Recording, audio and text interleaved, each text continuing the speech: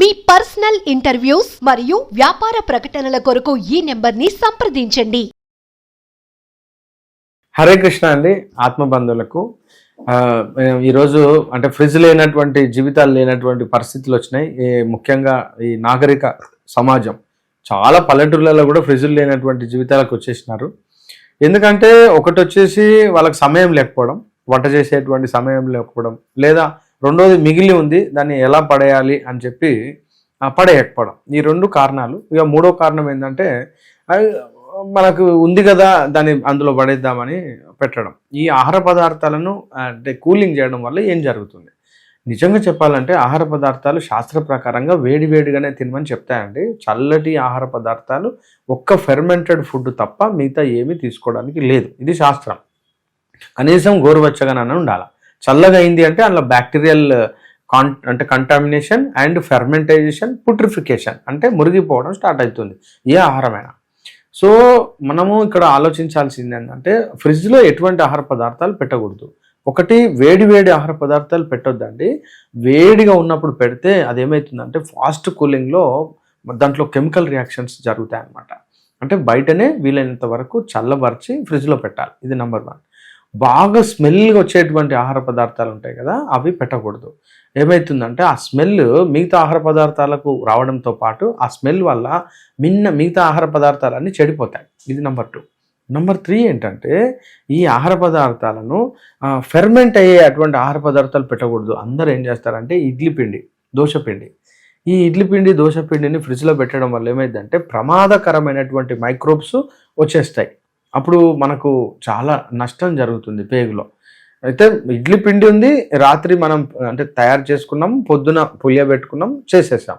చాలామంది మిగిలిన పిండిని ఫ్రిడ్జ్లో పెడతారు. ఎందుకంటే అందులో లైవ్ బ్యాక్టీరియా ఉంటుంది, మైక్రోబ్స్. ఇవి చచ్చిపోతాయి. అయితే చచ్చిపోగానే వాటి డెడ్ బాడీ ఉంటుంది.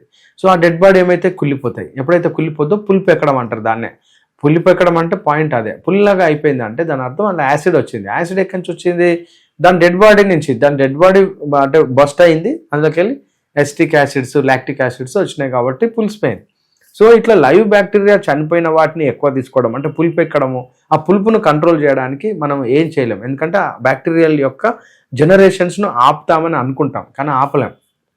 కాబట్టి ఫ్రిడ్జ్లో పెడితే ఈ ప్రమాదం ఉంది.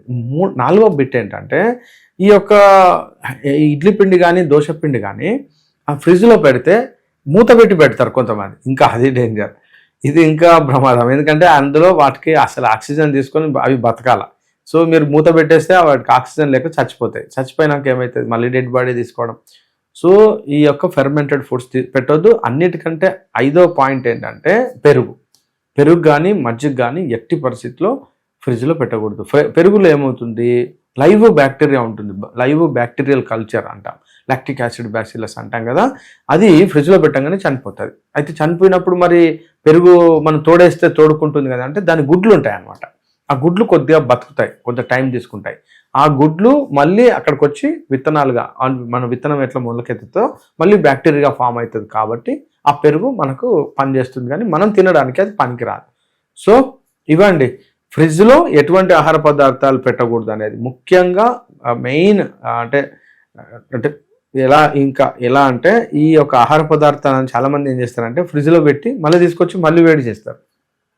అప్పుడు మొత్తం కెమికల్ కాంబినేషన్స్ అన్ని మారిపోయి క్యాన్సర్లు రావడానికి ప్రధానమైనటువంటి కారకాలు ఉత్పత్తి అవుతాయి. ఒకసారి వేడి చేసి ఒకసారి చల్లగా చేయడం, మళ్ళీ వేడి చేయడం.